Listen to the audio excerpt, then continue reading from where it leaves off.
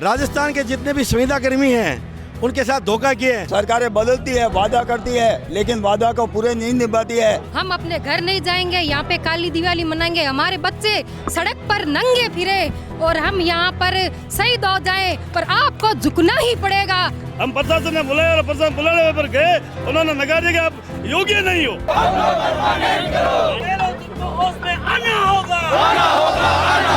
घोषणा पत्र में लिखा कि हम आपको परमानेंट करेंगे, बीटी कला की कमेटी क्यों बनाई, कमेटी को भंग करो। वोट से हम बहिष्कार करेंगे, कभी जिंदगी में वोट नहीं देंगे। जब गांधी की बातों को नकारा जाए तो गांधी के जो साथी हैं भगत सिंह, चंद्रशेखर आजाद बन करके आपको निकलना होगा। अरे साथी शमशेर तुम संघर्ष करो, अरे साथी खमाराम तुम संघर्ष करो, अरे साथी आजम तुम संघर्ष करो।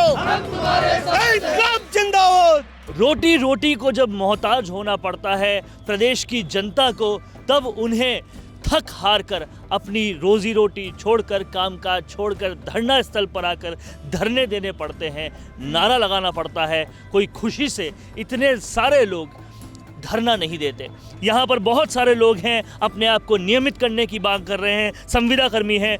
क्या मांग है आपकी और क्या पीड़ा है? संविदा शिक्षक जो 1983 से लेकर के 2013 के बीच में लगे, इसमें शिक्षाकर्मी, राजीव गांधी पैरा टीचर और मदरसा पैरा टीचर, इनको मानदेय मिलता है 9,950 रुपये एक महीने का। और इसी के साथ उनका जो परमानेंट साथी है वो काम करता है, उसको मिलता है दिन का 3,000 के करीब। इनको महीने का 9,500, उनको दिन का 3,000 के करीब। क्या ये न्याय है? वो का वो काम ये कर रहे हैं, वो का वो काम वो कर रहे हैं, काम में कोई अंतर नहीं है। सरकार कहती है कि ये परमानेंट होने के योग्य नहीं है। क्यों नहीं है योग्य? ये बीएड हैं, बीएसटीसी हैं, बीए हैं, एमए हैं, इनमें कुछ लोग तो पीएचडी हैं, फिर भी ये योग्य नहीं। अच्छा चलो कोई बात नहीं, अगर ये योग्य नहीं है तो इनको हटाओ ना वहाँ से, इनको जो योग्यता का काम है वो दे दो। हमारी एक ही मांग है, नियमितीकरण, तृतीय श्रेणी अध्यापक के बराबर वेतनमान और भत्ते और सुविधाएं इनको दी जाए। सरकार से हमारी ये अंतिम मांग है और प्रथम मांग है। यानी स्थायी और अस्थायी में 9 और 90 का फ़र्क है, और ये जो फ़र्क है वो दूर करने की मांग कर रहे हैं। इतने सालों से वही पढ़ा रहे हैं, वही सारा काम कर रहे हैं, लेकिन फिर भी ये 9 और 90 का अंतर इन सब लोगों को कई सालों से झेलना पड़ रहा है। दिवाली आने वाली है, लेकिन क्या आप लोगों की दिवाली होगी? हमारी दिवाली काली होगी, और काली भी सरकार के काले कारण का काले सरकार आई है इसलिए काली होगी। ये काली सरकार नहीं होती तो हमारे इस गरीबों की, इस 14,000 परिवार की काली दिवाली नहीं होती। हम आए थे तब हम आशा थी, डूंगरपुर जिला कलेक्टर ने और देवाराम सेन ने हमें वार्ता की कि आपका हमारी 4,000 लोग पैदल जा रहे थे गुजरात दांडी यात्रा पे, हमको रोका और देवाराम सेन ने और डूंगरपुर के जिला कलेक्टर ने हमें बुला करके समझौता करके वापस हमारे 4,000 लोगों को घर भेजा। हम 7 आदमी आए थे 7 तारीख की शाम को, और 14 तारीख तक हमने इंतजार किया। देवाराम सेन को इतना अधिकारी होकर बात करके भी वो मुकर गए। हमारे साथ देवाराम सेन और जिला कलेक्टर ने धोखा किया। वो धोखे के पीछे हमको ये निर्णय लेना पड़ा कि हम 15 तारीख से लेकर के 30 तारीख तो अभी हमारा जो ये सलाम देख रहे हो, ये हमारे ट्रेनर है, ये एक ट्रेनर है, हमारी ट्रेनिंग सेंटर सदरी, वरना हम कोई धरना वो नहीं है जो हम अभी तो ट्रेनिंग ले रहे हैं। और इस ट्रेनिंग का रिजल्ट 30 तारीख पूरी होगी, फिर 1 तारीख जब निर्वाचन विभाग जो ट्रेनिंग देता है कि आपको 1 तारीख को चुनाव कराना है, अब हमारा चुनाव 1 तारीख को होगा, वो 1 तारीख को चुनाव होगा, अभी तो हम ट्रेनिंग ले रहे हैं। ये लोगों की संख्या देखिए, ये तमाम सारे सैकड़ों लोग यहाँ पर बैठे हुए हैं। इन सब लोगों की संख्या यहाँ से साफ बताती है कि यहाँ इंसाफ कितना मुश्किल से मिल रहा है, कि इन लोगों को यहाँ धरने पर आना पड़ रहा है।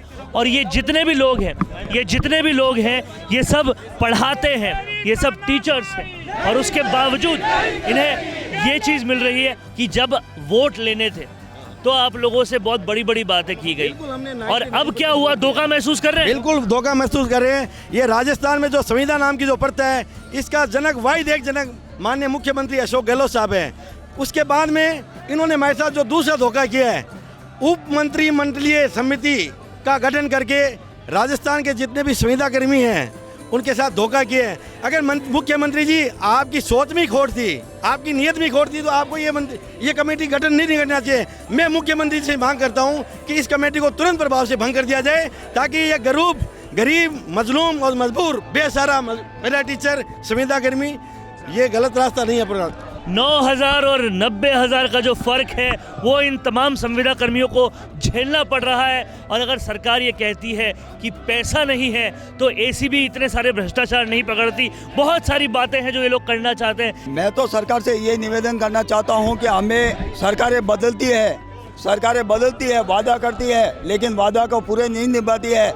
लेकिन हमने ये कसम खाई है कि अगर इस बार 30 अक्टूबर के बाद अगर समस्या का समाधान नहीं हुआ, नियुक्ति आदेश नहीं दिया, तो उसके बाद हर कोई सरकार आओ, उसका परिवार, उसका समाज, हमारे सगे संबंधी वोट से हम बहिष्कार करेंगे, कभी जिंदगी में वोट नहीं देंगे। ये मेरा कहना है। लोकतंत्र से भरोसा उठता जा रहा है, ये आलम यहाँ पर हो चुका। और ये महिलाएं अपना घर, परिवार, बच्चों को छोड़कर यहाँ धरने देने पर मजबूर हो रही है। इन सब लोगों से हम लोग बात करेंगे, क्या मजबूरी है कि सब कुछ छोड़ के धरना देना पड़ रहा है। पेट के लिए आना पड़ता है। हम शिक्षक कब से मेहनत करें, समान काम का समान वेतन मिलना चाहिए। मुख्यमंत्री जब घोषणा की थी तो कहा हम आपको परमानेंट करेंगे, अभी तक उन्होंने परमानेंट नहीं किया। तो पेट के लिए आना पड़ता है। हमारे भी परिवार है, पेट भूखा है, तो हम ये चाहते हैं हमें भी, हम काम उतना ही करते हैं, स्कूल जाते हैं उतना ही काम करते हैं। 9,000 में आप बताओ कैसे काम चलेगा? 9,000 में हम फोटोकॉपी करा के उनको डाक सूचना देते हैं। आप इन महिलाओं की एक बार संख्या देखिए, ये सब अपना घर, परिवार, बच्चे छोड़कर आई हैं। एक एक महिला जो है एक ट्रेनिंग सेंटर चलाती है, सब कुछ ताक पर है इस अनियमितता की वजह से। बताएं मंत्री साहब, हम तो यही कहना चाह रहे हैं कि हम 31 तारीख तक इंतजार कर रहे हैं और 1 तारीख को हमें शहीद होना पड़े यहाँ पे। हमारे भाई नहीं, हम महिला भी इनके साथ हैं। हम अपने घर नहीं जाएंगे, यहाँ पे काली दिवाली मनाएंगे। हमारे बच्चे सड़क पर नंगे फिरे और हम यहाँ पर शहीद हो जाएं, पर आपको झुकना ही पड़ेगा, किसी हालत में झुकना पड़ेगा। हम प्रशासन ने बुलाया और प्रशासन बुलाने पर गए, उन्होंने नकार दिया कि आप योग्य नहीं हो। अरे भाई साहब, आप अगर अधिकारी ये कहते हैं कि आप योग्य नहीं है, तो इन्होंने घोषणा पत्र में लिखा कि हम आपको परमानेंट करेंगे। बीडी कला की कमेटी क्यों बनाई? कमेटी को भंग करो। अगर हम योग्य नहीं तो ये कमेटी भी योग्य नहीं है। बीडी कला को भगाओ, कमेटी को भगाओ, फिर हम भग दे। और हमारे साथ अगर हम योग्य नहीं है तो हमारे साथ लाखों बच्चों को क्यों बर्बाद कर रहे हो आप? हमारी पोस्टें हटाओ, अन्य टीचर लो, और हमें आप 10% मान दे, बढ़ो या मत बढ़ो, हम बैठे रहेंगे। परंतु लाखों बच्चों हम अगर हम योग्य तो हमारे साथ लाखों बच्चे अयोग्य हो रहे, तो हमारे साथ तो खिलवाड़ किया, बच्चों के साथ क्यों कर रही राजस्थान सरकार? हमारे राजस्थान को डुबोना चाहती है सरकार, ये हमारे लिए बहुत आक्रोश है। पढ़ाने की योग्य नहीं है शिक्षाकर्मी, पैरा टीचर और मदरसा पैरा टीचर क्यों नहीं पढ़ाने लायक है? क्यों शिक्षा देने लायक नहीं है? जबकि विधेयक में लिखा हुआ है, पारित हुआ है कि 10 साल जो पढ़ा लेता है वो अपने आप में योग्य होता है। कौन कहता है योग्य है? बताइए, पारित में देखिए, वो विधानसभा में बैठे हुए हैं, वो अनपढ़ हैं, वो जानते नहीं है, एमएलए बन गए हैं और मुख्यमंत्री बन गए हैं। उनको इतना सभ्यवान नहीं है कि अपने आप में 10 साल पढ़ा लेता है वो योग्य हो जाता है। जबकि बीए, एसटीसी, बीएड, एमएड सभी क्वालिफिकेशन हैं, सभी पढ़े लिखे हैं, और जिनको 15 साल, 25 साल, 27 साल हो गए हैं, 35 साल हो गए हैं। हमारे जो शिक्षा सहयोगी, पैरा टीचर और शिक्षाकर्मी रिटायरमेंट पे हैं, किसी की 2 साल नहीं है, किसी की 1 साल नहीं है। देखिए उनसे 3 माह रहे हैं, वो घर जाएंगे तो क्या जाएंगे? खाली हाथ लेके जाएंगे। कि गरुड़ टूटेगा आज नहीं तो कल टूटेगा। ये राजस्थान की जो सरकारें हैं, सरकार में बैठे जो सरकार के कारिंदे हैं वो गरुड़ में हैं, और आने वाले कल के अंदर इन संविदा कर्मी और जो पैरा टीचर्स शिक्षाकर्मी हैं वो इनका गरुड़ तोड़ेंगे, और इस सरकार से जुड़े हर एक कारिंदे का ऐसा विरोध ढाणी गांव के अंदर होगा कि उनका घर से निकलना भी मुश्किल कर देंगे। मैं इन्हीं आशाओं विश्वास के साथ आपको ये जता देना चाहता हूँ कि सरकार का एक कारिंदा वो ये सुन ले आवाज़ को, कि ये आवाज़ गांधी की आवाज़ को आप नकार रहे हैं, तो इसी गांधी की टोली के अंदर भगत सिंह और अशफाक उल्ला खान भी हैं। आने वाले कल के अंदर आप इस संघर्ष को एक नया मोड़ देने जा रहे हैं, और वो ये सरकार के लिए के ताबूत में एक कील साबित होगा। आने वाले कल के अंदर इन्हीं जो भगत सिंह और अशफाक उल्ला खान, चंद्रशेखर हैं, वो बन करके आएंगे और इस सरकार की ऐसी फजीहत करेंगे, इन सरकार के कारिंदों को घरों से निकलना बंद कर देंगे, तब ये सरकार के समझ में आएगी। तो मैं साथियों आपका आह्वान करना चाहता हूँ कि जब गांधी की आवाज़ नहीं सुनी जाए, जब गांधी की बातों को नकारा जाए, तो गांधी के जो साथी हैं भगत सिंह, चंद्रशेखर आज़ाद बन करके आपको निकलना होगा। और सरकार के जो भी कारिंदे उनको हर ढाणी गांव के अंदर जो भी उनका कोई सार्वजनिक कार्यक्रम होगा उसके जम करके विरोध करना है। उनको हमें अपनी ताकत का एहसास कराना है। कोई कह रहा है कि वोट नहीं देंगे, कोई कह रहा है दिवाली नहीं मनाएंगे, कोई कह रहा है बच्चे नंगे घूम रहे हैं। ये हालत हो रही है इन सारे संविदा कर्मियों की। शायद अगर सरकार अपना वादा भूल गई है तो इस वीडियो को शुरू से देखे, एक एक आदमी का चेहरा देखे, एक एक आदमी की हालत देखे, एक एक आदमी का एक एक शब्द सुने, और फिर अगर समझ में आए तो इन लोगों के लिए अब कुछ करना बनता है। क्योंकि ये वही लोग हैं जो हमारे छोटे छोटे बच्चों को आगे ले जाने के लिए, उनको पढ़ाने के लिए, उनको कुछ बनाने के लिए अपना जीवन दे देते हैं, और इनको 9 और 90 का फ़र्क झेलना पड़ता है। कैमरामैन राजकुमार के साथ वरुण भंसाली।